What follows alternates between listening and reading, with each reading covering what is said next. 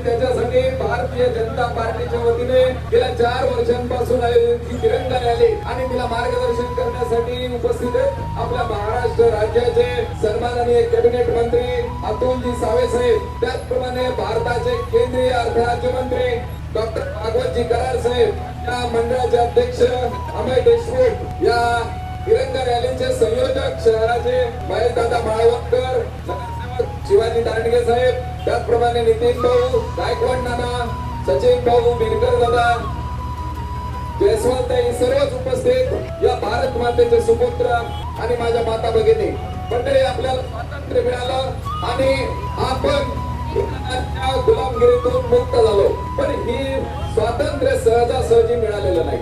अनेक हुतात्म्यांचं बलिदान, अनेक क्रांतिकारकांचं बलिदान, चंद्रशेखर आझाद असतील, सुभाषचंद्र बोस असतील, महात्मा गांधी यांच्या नेतृत्वामध्ये ही चळवळ करून इंग्रजांना आपण पिटाळून लावलं. त्यानंतर आपला विकास, आपला देश स्वतंत्र करणं या भूमिकेतून जे काम झालेलं आहे, त्याच्या मागच्या 11 वर्षात आपल्या देशाचे माननीय पंतप्रधान नरेंद्र मोदी यांनी या भारत मातेची शान जगामध्ये सर्वात जास्त उंच केलेली आहे.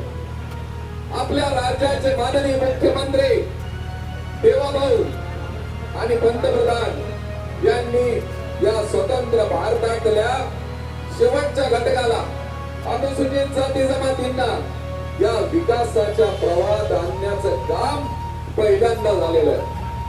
मग ती लाडकी बहीण असेल, शौचालय असेल, घरकुल असेल, की आपल्याला मोफत राशन असेल, पण आमचा गरीबातला गरीब भाऊ शेवटचा घटक हा आमच्या सोबत विकास यात्रेमध्ये आला पाहिजे, तरच खरं स्वातंत्र्य आहे. तर ह्या 11 वर्षात हे पहिल्यांदा घडलेलं आहे. आणि असा हा अखंड भारताचा, स्वतंत्र भारताचा हा सगळा तिरंगाचा महोत्सव आपण सगळे उत्साहात साजरा करतोय.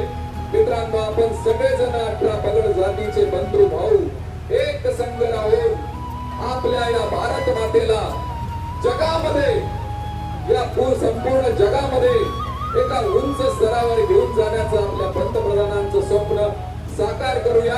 यासाठी आपल्याला शुभेच्छा देतो आणि थांबतो. धन्यवाद.